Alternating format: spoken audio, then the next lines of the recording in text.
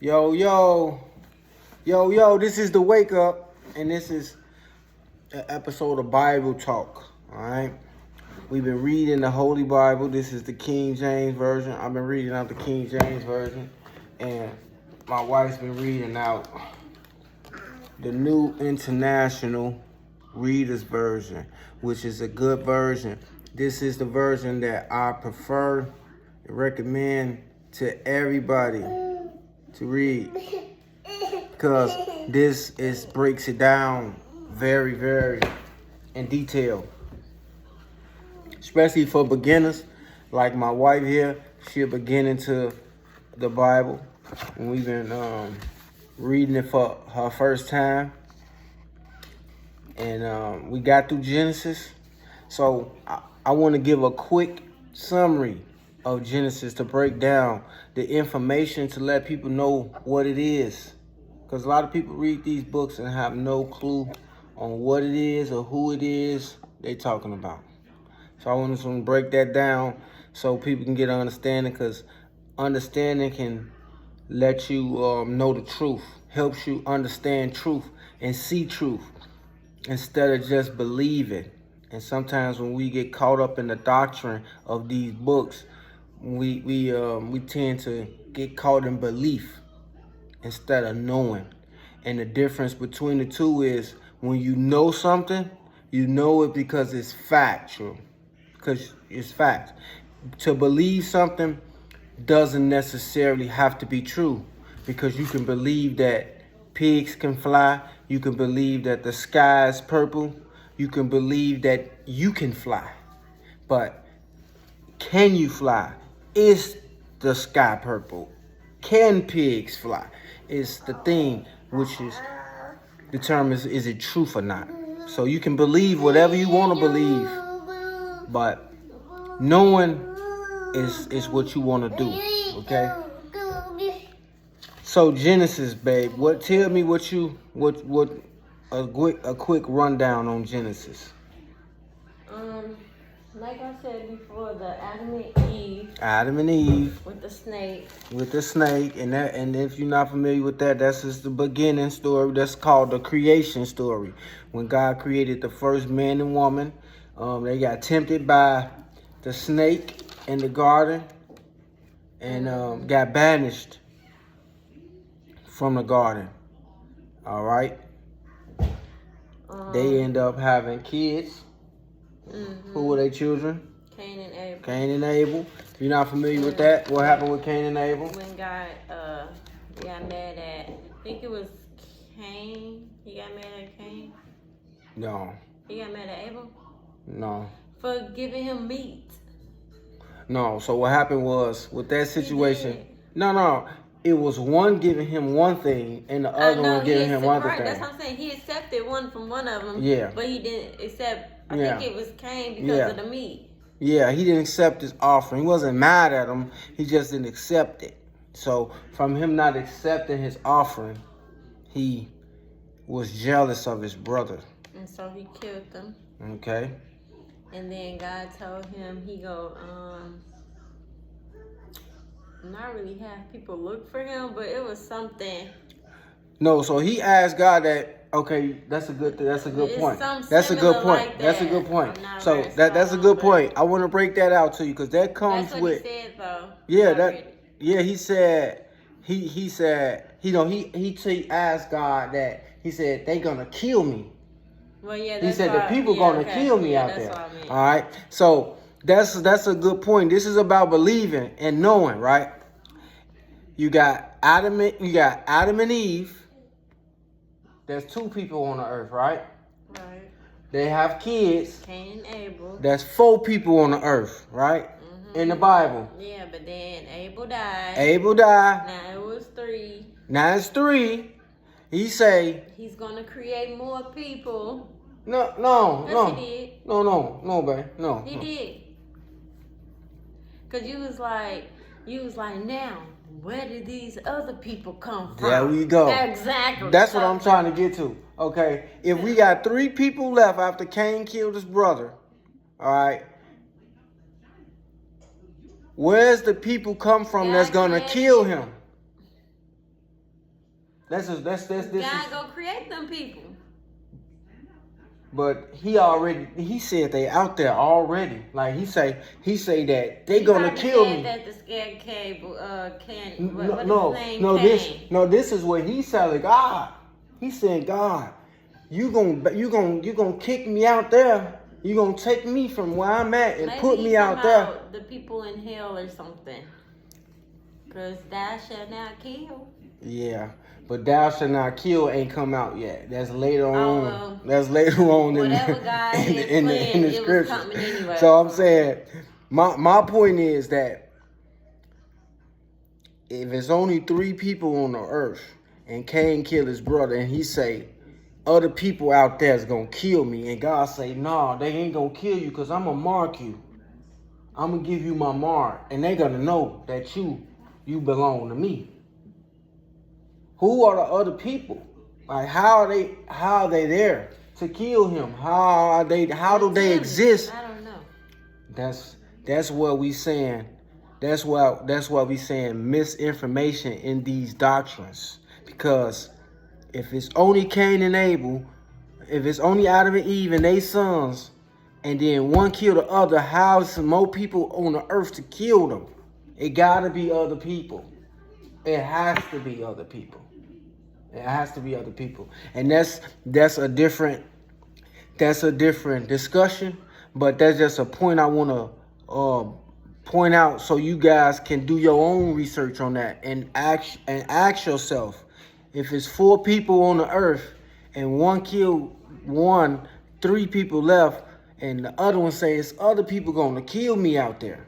How are they gonna kill him? And then God agreed with him and said, no, they ain't gonna kill you because I'm gonna mark you. You see what I'm saying? So we have to ask ourselves. That's what we're here to do in this day and age, with the internet, with AI, with ChatGPT, with all the resources that we have today. We can question these things and find the answers. You know, we can do that. All right. Okay. Then what happens next after Cain and Abel? The Noah's Ark. Okay. Noah's Ark. And if you guys not familiar with that, God say, at this point, he just fed up with the earth. He said, we gonna flood everything. They ain't living like I want them to live. They doing the wrong thing, so we gonna kill everybody, and we gonna save Noah, his family, and we gonna kill everybody else. Okay? All right. What happens after that? He said the baby line, the Tower of Babel. All right. Now, with the Tower of Babel, I want to bring something out to you guys with that, right? It say, with that comes from a very, very ancient story as well. It comes from Abraham's father's generation. And it goes back to the ancient Sumerian text. They have a exact same Tower of Babel story where these people build this big structure. They trying to get to heaven. They all have one language in the world. They say at this time it was only one language. Every person on the world talked one way. No English, no Spanish, no European, no African, no nothing. It's one language, which whatever that language was, which is historical. The oldest language in the world is Sumerian text. They was the first people to write a word, so that would be the first language, like written, documented language, would be these people who we talking about. So, say God put them all across the world and split their language up. It's a story that a lot of cultures have, not just the Israeli history. Okay, so what's next? Abraham bloodline. Abraham bloodline. So after the Abraham bloodline, it basically takes over the rest of Genesis. because it goes go into depth about Abraham and how important Abraham was to the nation of Israel. So I wanna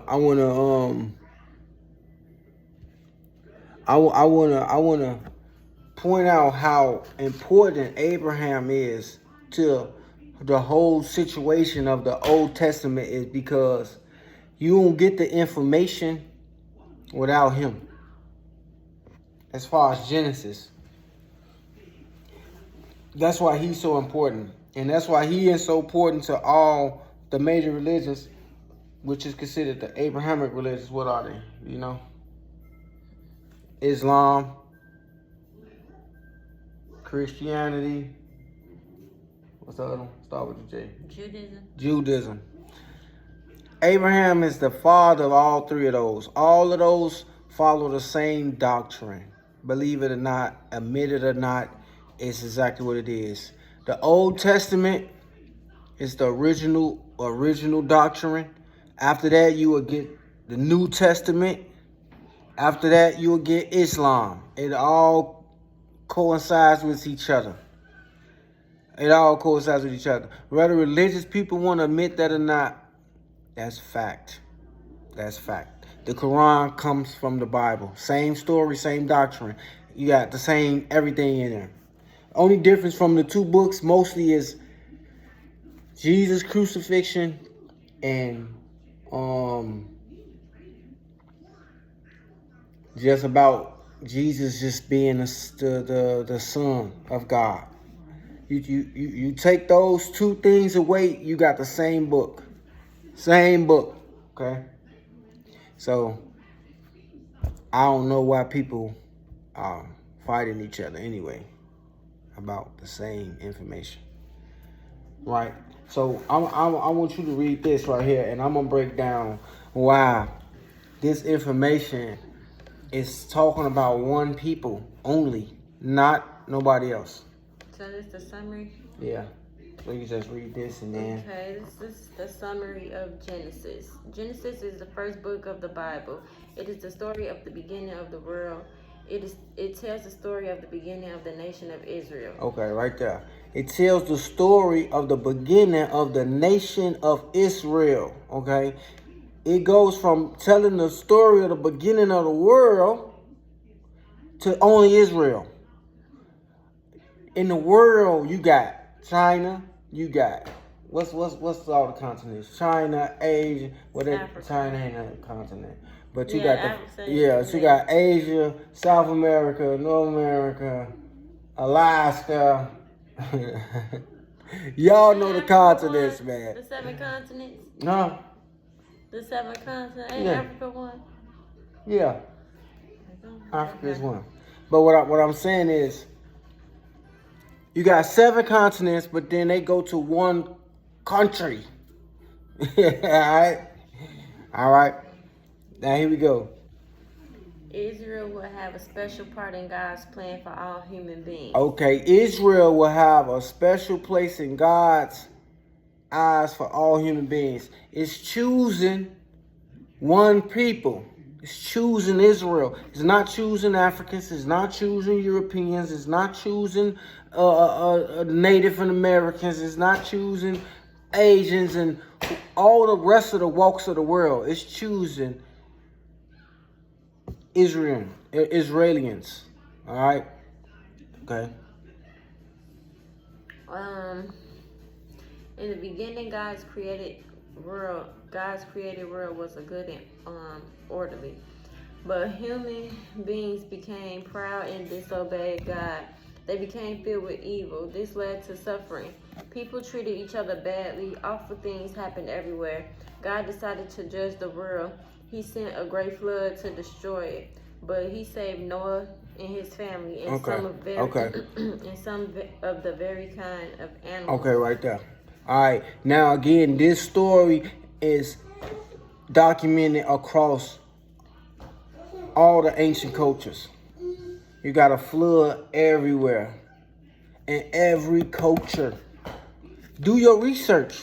I ain't saying take my word. I'm saying get on the computer, get on the phone, whatever device you got, your laptop, your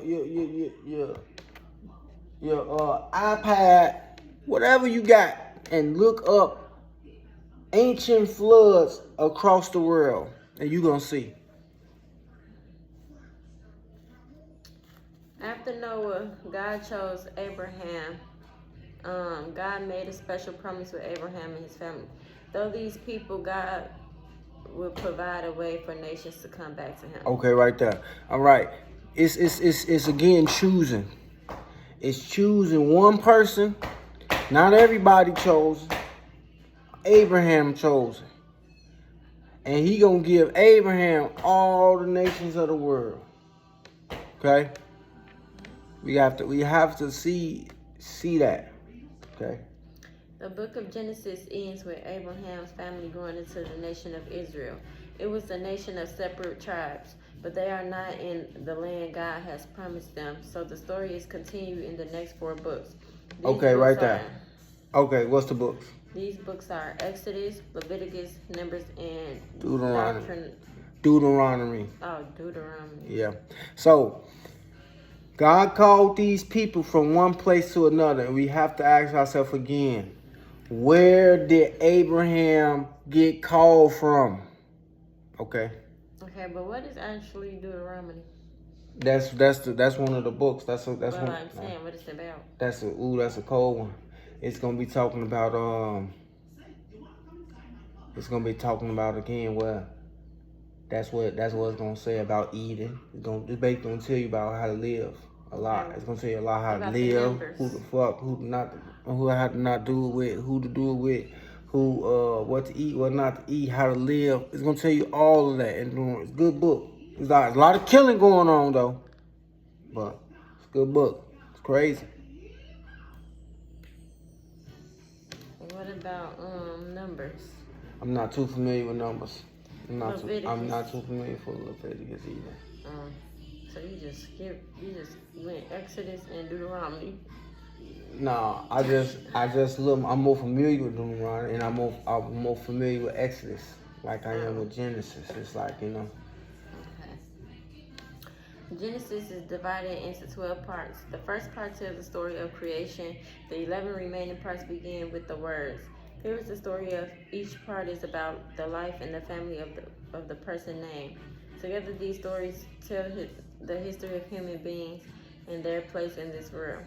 These stories also tell the beginning of God's plan to make the world well again. Okay. Again, these people who they talking about is Abraham's family and his descendants. So we have to ask ourselves, where did Abraham come from? What teachings did he already know when he got to where he was at? Before he built the nation he built, what doctrine did he follow? Because it's documented history that it's been people on the planet following things that's of God prior to Abraham being called. And what they was following, we have to ask ourselves what land did he come from is where. All right. And this is research you can do yourself. And it will open up a can of worms. You will dive down that rabbit hole that I feel like every person should do, because you have to do that to know the difference from believing and truth. It's a difference. And in this channel, to Wake Up, we promote truth, the actual facts. We rather know than believe. All right? Stay safe, stay peaceful. It's to Wake Up.